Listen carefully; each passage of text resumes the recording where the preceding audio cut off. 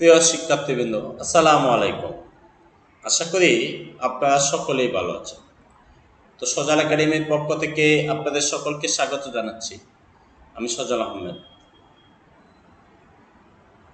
আজকে আমি আপনাদেরকে দেখাবো মাইক্রোসফট এক্সেলে কিভাবে বাংলা এবং ইংলিশ একসাথে লেখা যায়।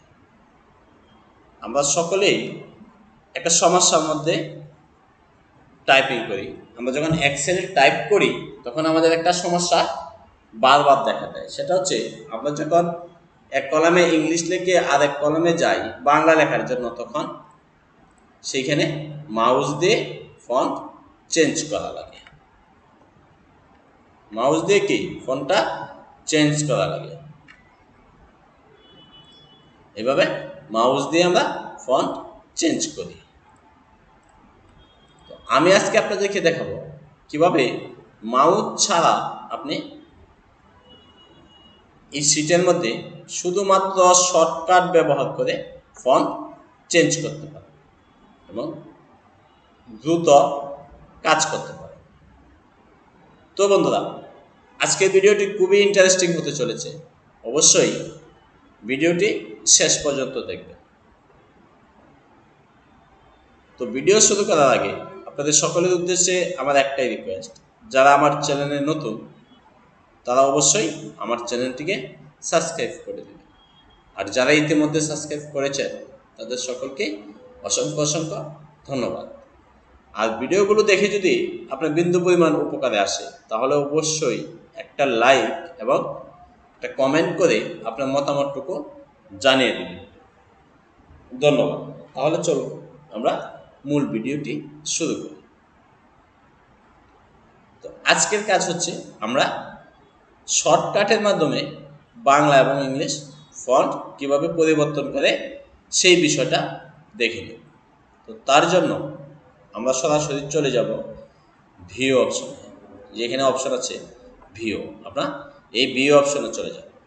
ভিউ থেকে ক্লিক করে আমরা একদম ডান পাশে দেখেন লেখা আছে ম্যাক্রোস, আপনি এই ম্যাক্রোসে চলে যাবেন। ম্যাক্রোসে ক্লিক করার পরে 2 নম্বরে যে অপশনটা লেখা আছে রেকর্ড ম্যাক্রো, আপনি এই রেকর্ড ম্যাক্রোতে ক্লিক করবেন। এখানে ক্লিক করার সঙ্গে সঙ্গে আপনার এখানে এরকম একটা উইন্ডো চলে আসে। লেখা আছে ম্যাক্রো নেম। তো আমরা ম্যাক্রো নেমে আমরা নাম দিলাম একটা, যে বাংলা। বাংলা এরপরে এইখানে দেখে লেখা আছে শর্টকাট কি, কন্ট্রোল প্লাস একটা খালি ঘর দেওয়া আছে। আপনি যে শর্টকাটটা দিতে চান আপনি এখানে সেই শর্টকাটটা দিবেন। তো তার জন্য ধরেন আমি এখান থেকে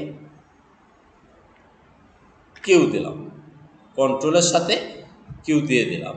আমি যখন ফন্ট চেঞ্জ করব তখন কন্ট্রোল চেপে ধরে কিউ চাপলেই আমার বাংলা ফন্টটা চলে আসবে।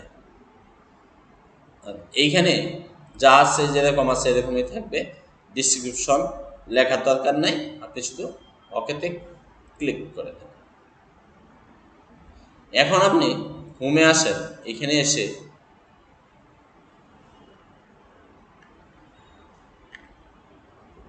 কি ফন্টে লিখবেন বাংলা ফন্ট, তাহলে আপনি বাংলা এখানে সিলেক্ট করে এখানে যদি চান তাহলে ফন্টের সাইজ আপনি সিলেক্ট করতে পারেন এবং ভিউতে গিয়ে ম্যাক্রোসে ক্লিক করে রেকর্ডিংটাকে স্টপ করে দেবেন। এখন আপনি এখানে টাইপ করেন আমার। এখন আপনি যখন ট্যাব দিয়ে পরবর্তী কথা যাবেন তখন কিন্তু এখানে ইংলিশ চলে আসে, ইংরেজি একটা ফন্ট এখানে চলে আসবে। এখন আমরা দেখি আমাদের যে কিবোর্ড শর্টকাট দিয়েছিলাম ম্যাক্রোর মাধ্যমে সেটা আমাদের কীভাবে কাজ করে। আমরা কি দিয়েছিলাম, কন্ট্রোলের সাথে কিউ দিয়েছিলাম। তাহলে আমরা যদি কিবোর্ড থেকে কন্ট্রোল চেপে ধরে কিউ প্রেস করি তাহলে দেখেন ওয়াও ম্যাজিক, এখানে বাংলা ফন্টটা পরিবর্তন হয়ে গেল। এখন আপনি আবার এখানে বাংলা টাইপ করতে পারেন। ঠিক আছে বন্ধুরা, ট্যাব দিয়ে পরবর্তী করে যাবেন। এখন আপনি এখানে আবার ইংলিশ লিখতে পারবেন।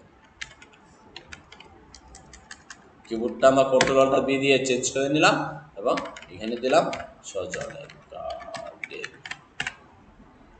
ঠিক আছে, আপনি আবার এই ঘরে বাংলা লিখবেন, এখন কন্ট্রোল চেপে যদি কিউ চাপেন এখানে আবার বাংলা হয়ে যাবে। এবার কন্ট্রোল আর অল্টার বি প্রেস করে আবার বাংলা করে নিলাম, আবার এখানে